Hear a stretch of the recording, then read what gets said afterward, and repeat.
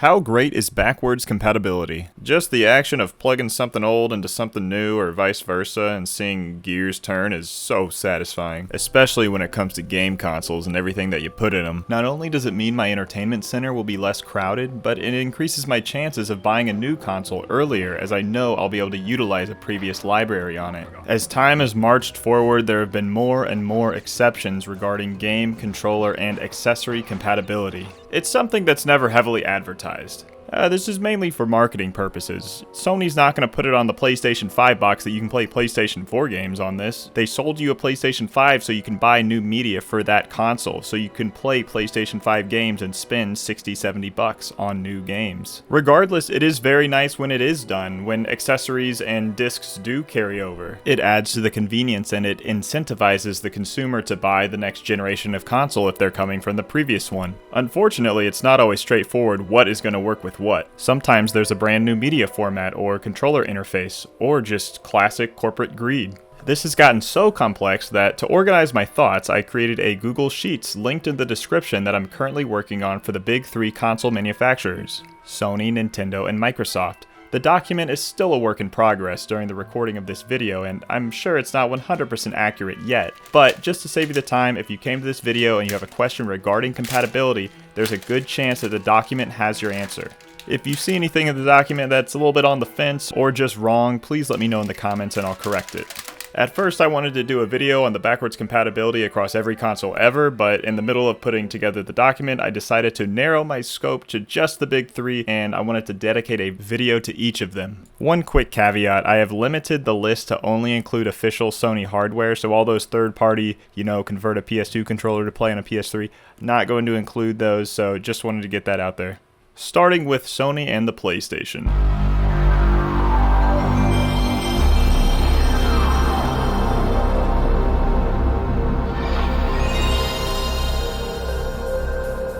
Throwing in some bias, as it is my favorite lineup of consoles and has one of the best first-party libraries in my opinion. It's also the only lineup of consoles that I own every single one, excluding the PlayStation Vita and VR headset, all of which we'll be going over. I want to start at the first PlayStation and move along to modern day. I'm not going to touch on every single little thing. We'll touch on the well-known stuff, but I want to mainly talk about the more surprising things that you can do between all these consoles, because making this chart, I was very surprised by a lot of the discoveries that I made while doing a lot of Google searching and real-life testing. Starting off, let's go to Sony's premier device, the PlayStation.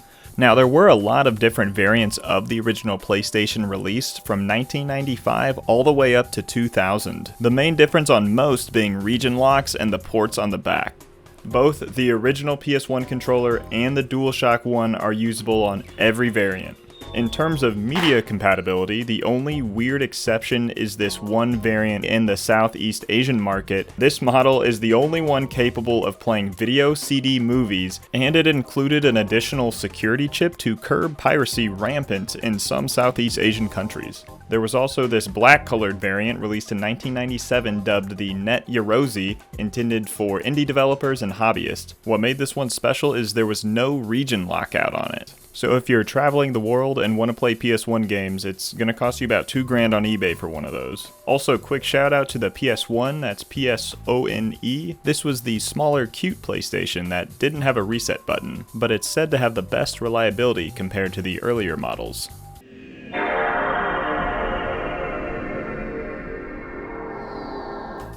Let's go back to the good old days with the release of the PlayStation 2. The year was 2000, and this is the first time Sony had two consoles on the market, and not every single little thing was compatible between the two. But I'm going to say it right now, this is the gold standard of compatibility. The PS2 actually had all of the hardware of a PS1 in it, except for the GPU. Almost every single PS1 game is compatible on all PS2 models. The original no analog stick PS1 controllers can be used on PS1 games on a PS2. They cannot be used on PS2 games, although the original DualShock controller can be used to play PS2 games. In fact, the DualShock 1 and 2 are very similar. Functionally, one of the main differences is the pressure-sensitive buttons on the DualShock 2 used in games like the Bouncer. Essentially, you would see different results based on how hard you hit the buttons. Conceptually, kinda cool, but I had no idea this was even a thing until a couple years ago. The PS1 and PS2 multitaps, which are devices that allow for a third and fourth player, are a little more strict. The PS2 multitap will not physically fit into a PS1, nor will it work with PS1 games at all.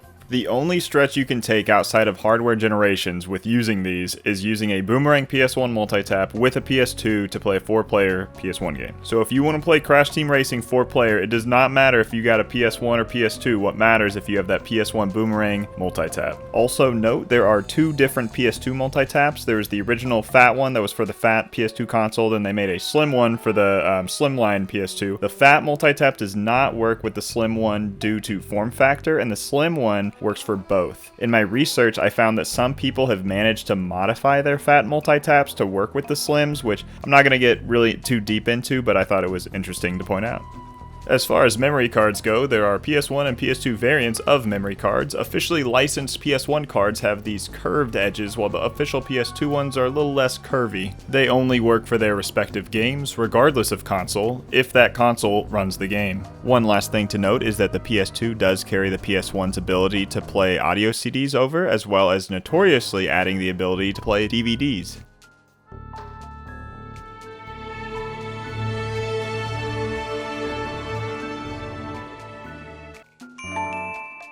Moving on to the PS Triple. Ooh, I wanted one of these bad boys so bad, but due to the $599 and I asked my parents for a 360 instead, and would buy a slim model off a coworker years later. This is where things get a little grimier. So starting with the big question, does the PS3 play PS2 games? Answer being only a few models, and of those models, only a smaller fraction of that are going to play them like you remember. So the 20 and 60 gig PS3 launch models had PS2 hardware in them. They can still to this day play PS2 games great. Next, there was an 80 gig version released, and it could emulate PS2 games with the PS3 cell processor. Later, Sony actually cut this feature with a firmware update, so you can no longer do that on that 80 gig model if you updated. I'm sure a lot of people know this, but a good rule of thumb is software is almost always going to work better when it's running on the hardware it was designed for. In short, the games didn't run as well when being emulated on the PS3's hardware. And it was expensive to include all that PS2 hardware in the launch models. So from a business perspective, it kind of makes sense to clear out all the PS2 hardware and to cut the feature that wasn't even working that well in the first place.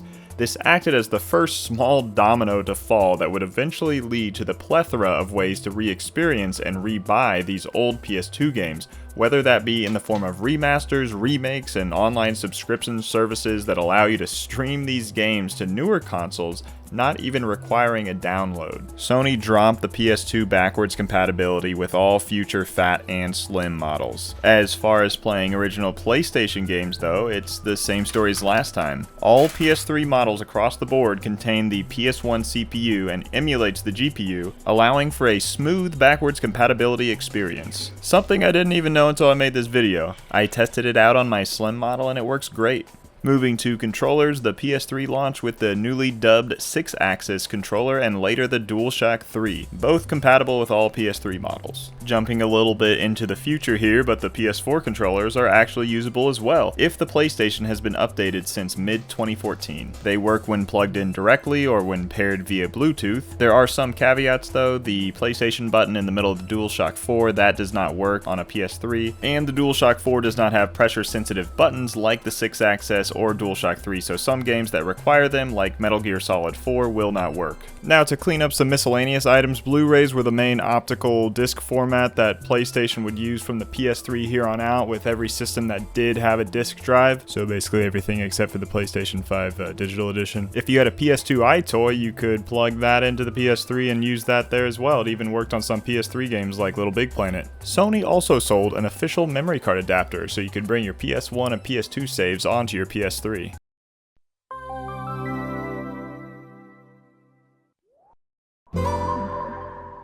I'm going out of order a little bit here, but the first PSP was released a couple years before the PS3 and had a trail of updated models embedded in the years to follow. These guys all could run these proprietary discs dubbed UMDs, all except for the PSP Go, which ditched the drive to only allow games to be played off of internal or external storage.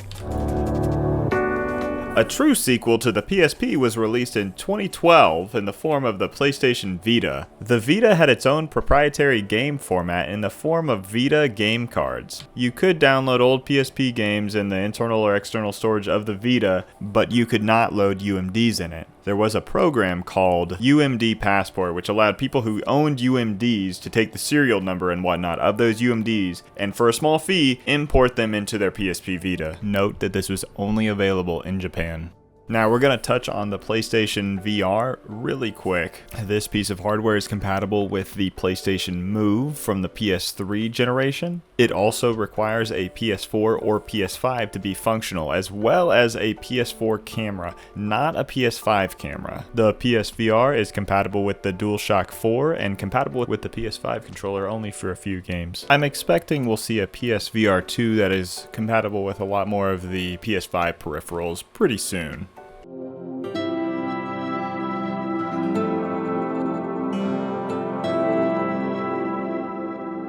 Next up, the PlayStation 4, the second best-selling PlayStation console ever. Truly kind of a fresh start for Sony. The only peripheral from the last generation that carries over is the PlayStation Move. No PS3 discs, no PS2 discs, and for the first time, the original PlayStation discs are not compatible. Honestly, I think a lot of this forward thinking helped drive down the overall cost of the PS4. That's why it was so successful. There wasn't so much concentration put on preserving the past. That is kind of to the consumer's detriment, though. There wasn't any preserving the past, but there was selling the past. Like I said earlier, reselling these old PS2, PS1 games became the norm. Remastering them, reselling them, whatever gets the consumer to pay for them again, to get them excited to play them again, to the point where they are pulling money out of their wallets. And to be fair, a lot of time had passed since the launch of the PS1 and PS2. There were a lot of new gamers in circulation who had never owned those consoles, and who had never experienced the classics of those systems. Is it more convenient for them to look up an old copy on eBay of Final Fantasy VII, or to buy a digital copy right from the comfort of their own home?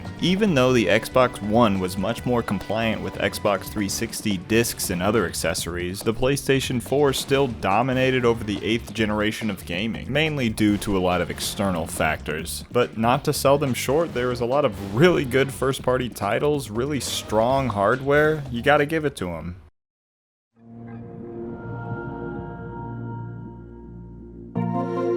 And that brings us to the PS5 today. What old stuff can you use with a PS5? Well, if you own the Disc Edition PS5, you can load almost any PS4 disc into it and it will play it flawlessly. You can even use your old DualShock 4 controllers to play PS4 games on the PS5. You cannot use the DualShock 4s to play PS5 games. One sad thing to note is that the PS5 is the first PlayStation console that cannot play audio CDs. Kinda sad, being that every single console beforehand could do that. The PS4 and PS5 really feel like a step into the modern generation of streaming music and no discs. Everything is done through apps that connect to these third-party servers, which is great. The only unfortunate thing is usually alongside that is monthly subscription fees. And I've kind of just realized this now, but that's the ultimate message of this video of backwards compatibility, is being pushed to the side for, hey, instead of letting you bring your old hardware and putting it in our new hardware, it's, hey, we have all of your old software and hardware on our servers. If you want to use it, pay a monthly subscription and we'll let you use it. Sony has not completely converted to this business model yet, being that the PS5 is compatible with a lot of the PS4 stuff. But like I was kind of alluding to in the PS4 section, does it make any sense to make hardware compatible with discs that were made 25 years ago? No, it really doesn't. Personally, I'm in the minority. I'm a consumer that owns this optical media from the PS1 and PS2 and PS3 era. Of course I'd like it to be compatible with the newer stuff, but I'm getting old. This younger generation, they were born in the PS3, PS4 era. They don't have this media, and they can't go out to a store and buy it now. So if I were to predict where the PS6 would land in terms of backwards compatibility, I think it'll be compatible with PS5 discs as well as PS4 discs, similar to how the PS3 was compatible with PS1 discs. It's all about the rule of 3. But who knows, I'm likely wrong. Lately we've been plateauing in terms of hardware. The time between hardware generations is getting longer and longer, and the advancements in graphics and fidelity is getting smaller and smaller. So will there even be a PS6? Only time will tell. Maybe there'll be just a end-all be-all PlayStation hardware platform. Or maybe we'll just start to get them every, like 25 years instead of every 6, 7, 8, 9, 10 years. And maybe we have a Netflix subscription-based service ahead of us. Maybe streaming games will become the norm. Instead of buying a game, you pay a monthly subscription and you just stream these games from external database. You don't download anything. It's just connecting to an online service and playing the game on that server. With the recent shutdown of services like Google Stadia, I think it's safe to say that game streaming is not going to become the norm tomorrow. But that could very well change as technology advances. At the end of the day, I want this video to remain a time capsule of the last 5 generations of PlayStation. Next up, I think I'm going to tackle Nintendo in terms of backwards compatibility, both in the console space and the handheld space. So look forward to that, and thank you so much for watching. If you want to see more, go over to my Let's Play channel at OG Spin Dash Productions. Remember to tip your waitresses, and I'll see you next time. Have a great rest of your night.